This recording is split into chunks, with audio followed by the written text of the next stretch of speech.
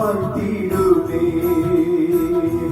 ഉള്ളതെല്ലാം നിന്ദാനം ജീവകാലം വാഴ്ത്തിടുമേ.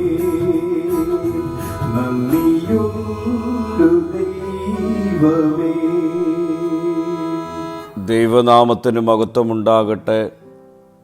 ഇന്നത്തെ പ്രഭാത ധ്യാനത്തിനായി 51 സങ്കീർത്തനം 14 വാക്യം.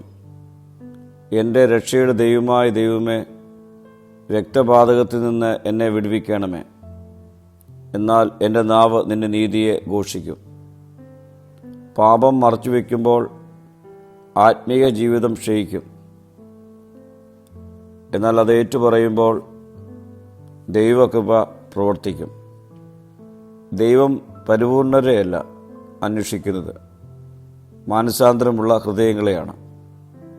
ദാവീദ് പ്രാർത്ഥിക്കുന്നത് രക്തപാതകത്തിൽ നിന്ന് എന്നെ വിടുവിക്കണമേ എന്നാണ്. അവൻ സ്വന്തം ശക്തിയിലല്ല ആശ്രയിച്ചത്, ദൈവത്തിൻ്റെ കരുണയിൽ ആശ്രയിക്കുന്നു. ബന്ധനം എത്ര ആഴമുള്ളതായാലും ദൈവകൃപ അതിനേക്കാൾ വലുതാണ്. ക്ഷമ ലഭിച്ചവൻ്റെ നാവിൽ സ്തുതി ഉണ്ടാകും. ദാവീദ് പറയുന്നു, എൻ്റെ നാവ് നിന്റെ നീതിയെ ഘോഷിക്കും.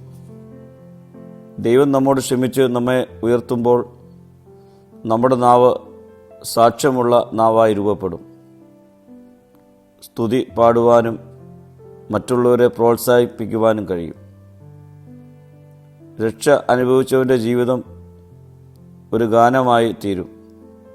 പ്രിയമുള്ളവരെ, ദൈവം നമ്മോട് ക്ഷമിക്കുമ്പോൾ നമ്മളിലുള്ള കുറ്റബോധം സാക്ഷ്യമായി മാറും. കണ്ണുനീർ സ്തുതി ഗീതമായി തീരും. ഈ നാളുകളിൽ ദൈവത്തോട് നമുക്ക് അപേക്ഷിക്കാം. രക്തപാതകത്തിൽ നിന്നെ വിടുവിച്ച് എൻ്റെ നാവ് നിൻ്റെ നീതിയെ ഘോഷിക്കുന്ന തരത്തിൽ രൂപപ്പെടുത്തണമേ.